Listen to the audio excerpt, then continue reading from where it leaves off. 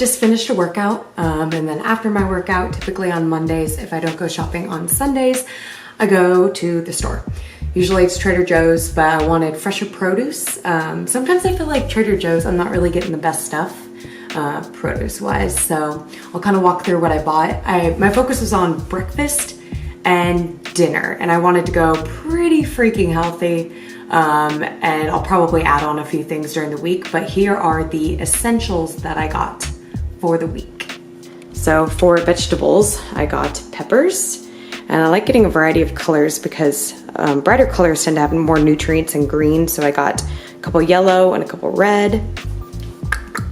Then I got an onion for flavor. Oh, this goes over here. Then I got an onion for flavor.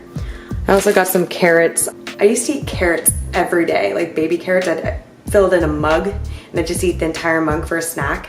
Like, and I'd dip it in hummus or even mustard. Is that weird to dip it in mustard? But I used to do that. It was great. And then for some greens, I got spinach. Just looks super fresh and it's all organic, delicious. Then I also got some kale. Again, just looked really, really fresh and delicious. I really want to focus. Don't mind this. My big ass Christmas sweater. I really want to focus on eating fruits again in the morning. I typically used to, but lately I've been kind of slacking. And either I'm like, wait until I get to work to eat breakfast, and it's usually like a power bar, which is not my thing. I'm usually the oatmeal and almond butter or peanut butter kind of girl, along with like a banana. That's typically pre-run or post-run, but anyways, getting off track. I am planning to eat a lot of fruit in the morning, probably after a run, because I'm typically, if I'm running the mornings now, I'm doing it fasted because I'm not doing anything over an hour. My body performs well fasted in the morning. So yeah. So we got some they're blue, but they're blackberries. We also got some raspberries, organic. These I don't think are organic, but I couldn't find any and I just really wanted them. Also got some strawberries, they looked really delicious. And some apples, some organic. They look like Granny Smith, but I don't think they are. What are they called? Golden Dell. Golden Delicious, is that? I don't know, is that a thing? Yeah, so those look pretty good. I'll probably just like chop it all up, put it in a bowl and bring it to work. So I also got this juice.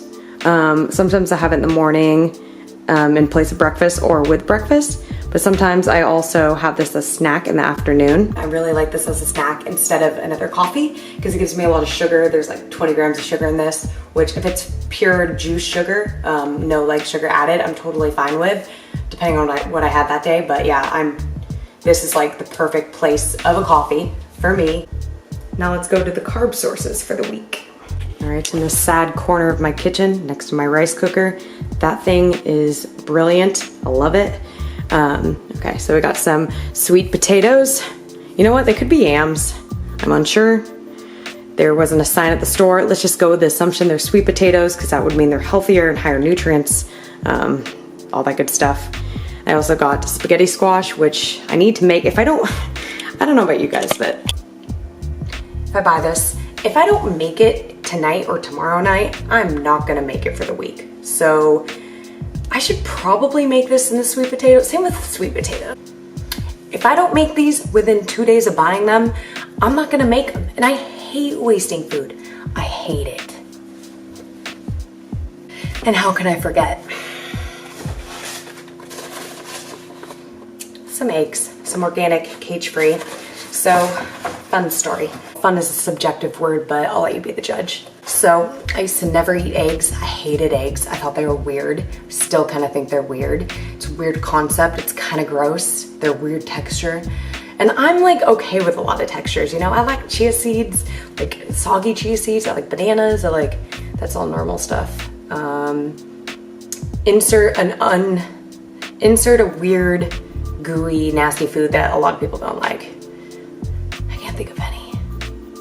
Anyways, I don't really mind textures of food. I even like weird stuff. But eggs always freak me out a little bit. Yet, second year of college, I started buying egg whites. And I was like, you know what, I can do this. just a little bit, like nothing too crazy. And so ever since then, I started adding egg whites to a lot of my dishes. If I'm cooking something, I'll just like add a little bit for a little bit of protein. So yeah, I like eggs now. And occasionally I have some yolk, because I mean, whatever. Typically, and I hate using the word vegan as I'm holding an egg because people are like, meh, but I eat probably 65 to 70% vegan right now, with the exception, and I know that's like a controversial thing to say, but I still eat some eggs because I'm okay with it right now. Just, I don't overdo it, you know, I'm not like eating this whole carton at once.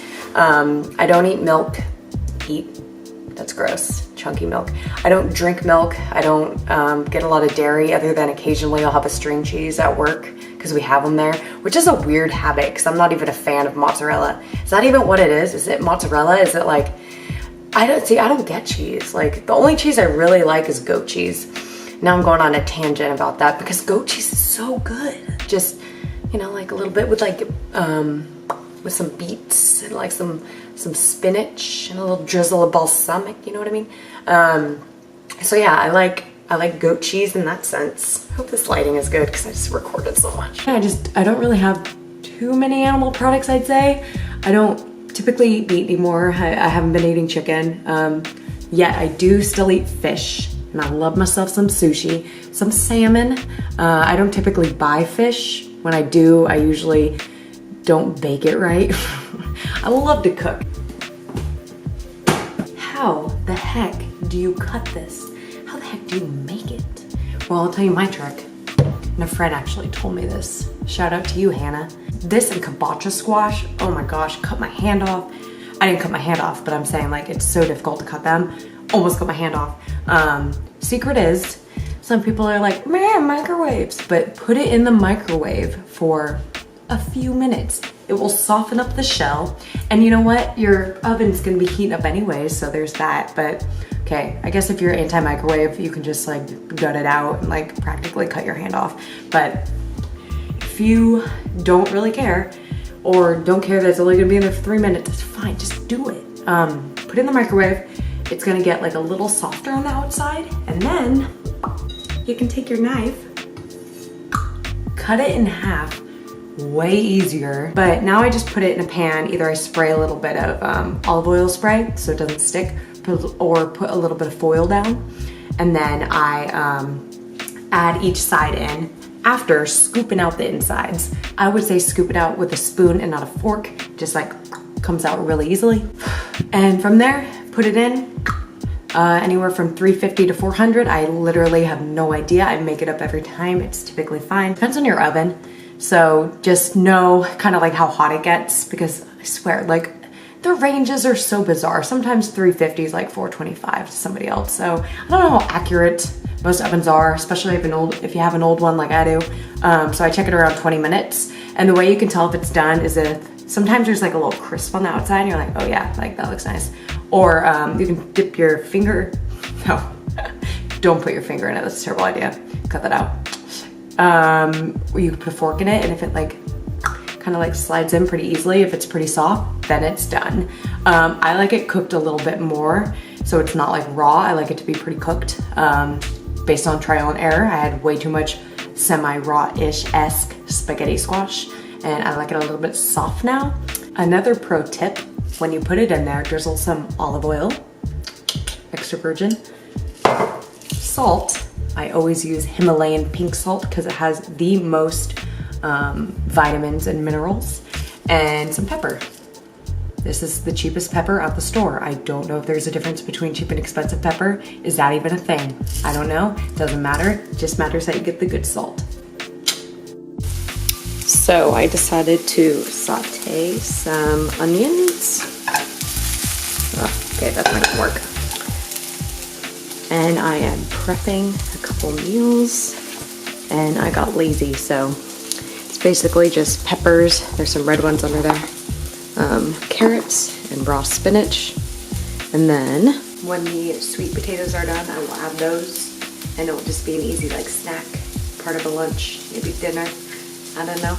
I'll just have it and I'll be ready for me to eat.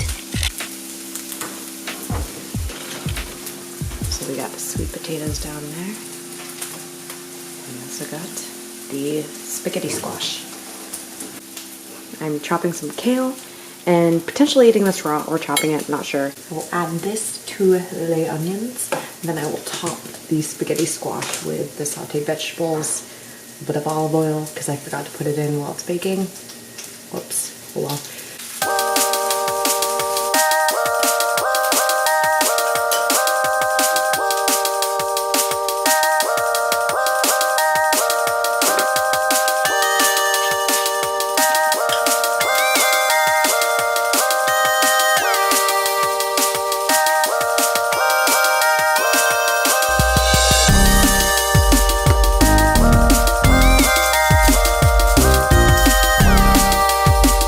So here is the final product. We have about, it's really like a third, but let's just say half spaghetti squash with sauteed kale, onions, spinach, and 2 egg whites.